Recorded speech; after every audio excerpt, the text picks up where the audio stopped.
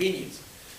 Nowadays, what is going on with our youngsters, they don't have, either they don't have access or they are maybe lazy on studying the Islamic side or Islamic historical aspect and viewpoint, and they just clearly go and access to the Western historical books, and they go and they try to come up with their own opinion on it, and they make up their own opinion by just going through the Western historians.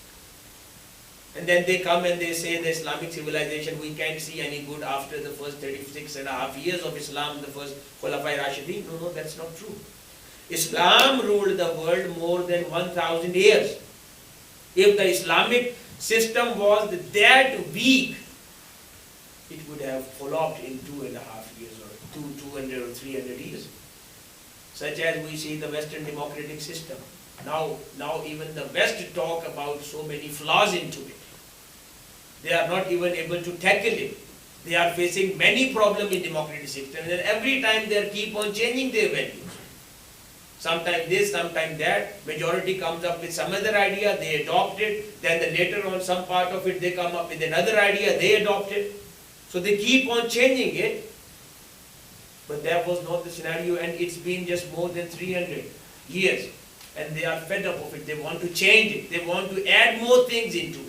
But the Islamic civilization, Islamic models were a successful model that they ruled the whole world for more than 800 years, for more than 1,000 years.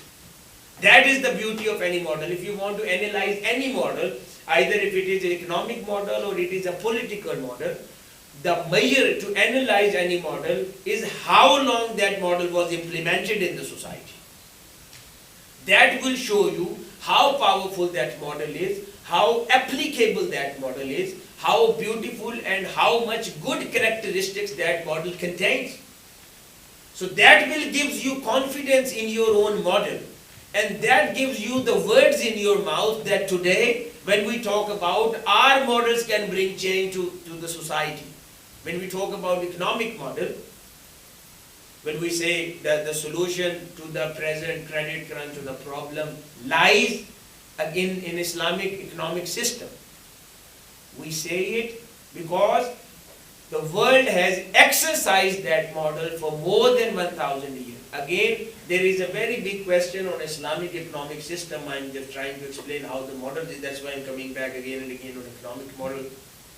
There is a question on Islamic economic model that we just see the set of principles and there is no specific Islamic economic model. I ask the people, I ask the world, the capitalism has a history just 300 years maybe. Socialism has a history even less than 300 years, one century or 1.5 century. So the whole world, when the Granada, when the Qurtuba, the Spain, the Baghdad, Misr, and other places, when they were glorious, they were shining with the knowledge, they were shining with the sciences, they were shining with the technology. Even the West, they wanted to trade with Arabs. All those trading ports were popular in Muslim areas. And the trade, all the Muslims used to have the taxation system, Muslims used to have the trade system, Muslims used to have all that market price fixation system, how to flow the market, how to seal the market, how to put a ceiling on the market, what are the limits of the product, how much to produce, how much to supply, the science of supply, some science of demand. Each and everything was there, and it has been mentioned by the historians, even the Western historians. And even the Western historians, they mention that what the glorious and the good era, the successful, the richest era, which Spain has seen in the time of Muslim civilization, they can never experience now. Even today, Spain is not at that position, the level they have seen in the time of Muslim civilization. So I ask the people, if they say the Islamic economic system has no background or that model has never been implemented, I ask them, if capitalism has started just 300 years ago, Socialism has started just one century and a half century or 200 years ago. So what model that was, which was exercising and the whole world was flourishing on that model? That was Islamic economic model. When there is no capitalism, when there was no socialism, so there has to be some model. That was Islamic economic model. Why do we reject idea? The problem we face, we have less knowledge. The ignorance is the problem. We cannot defend our civilization, we cannot defend our models because we have less information on it. That's what makes us less confident about our models, about our approaches, about our philosophies. If we, our youth today, if we can be confident about our own models, the political model, the economic model, the social justice model, or whatever model is there, if we are confident today, we can bring change. If we ourselves are not confident about our own model, so what will we preach to the world? What we ask the world to believe in if we ourselves doesn't believe in our own models? Point, we don't have enough information about our models. The political models and the other economic, political, other systems. Why we don't have enough information? We have seen a great tragedy. It looks like it was a small event, but that is the major event in the history of Islam, in the history of Muslims.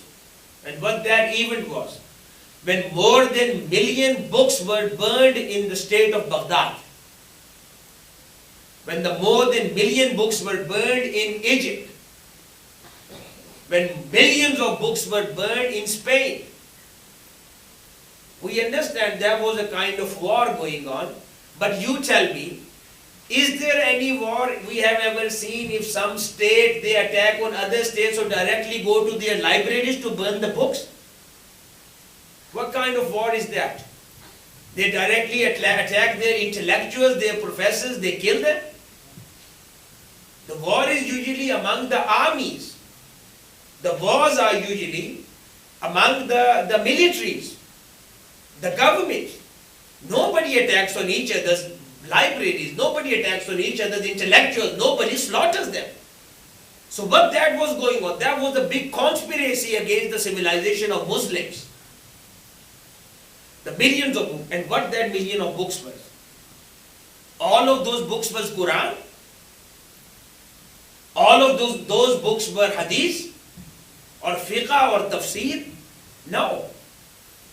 How you transmit the models, the sciences, the technologies, the models, the systems to the next generation. How you do it?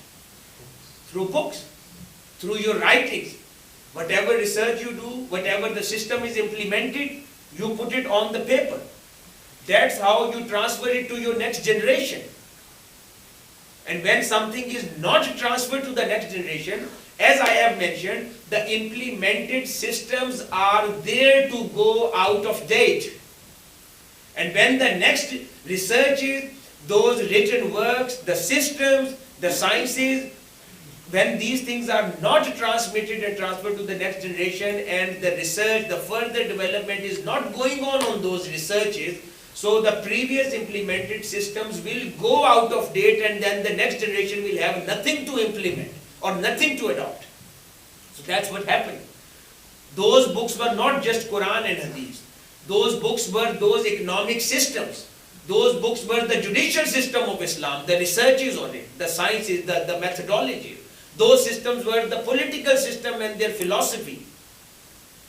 Those were the models, the sciences, mathematics, technologies, whatever you say, the researches.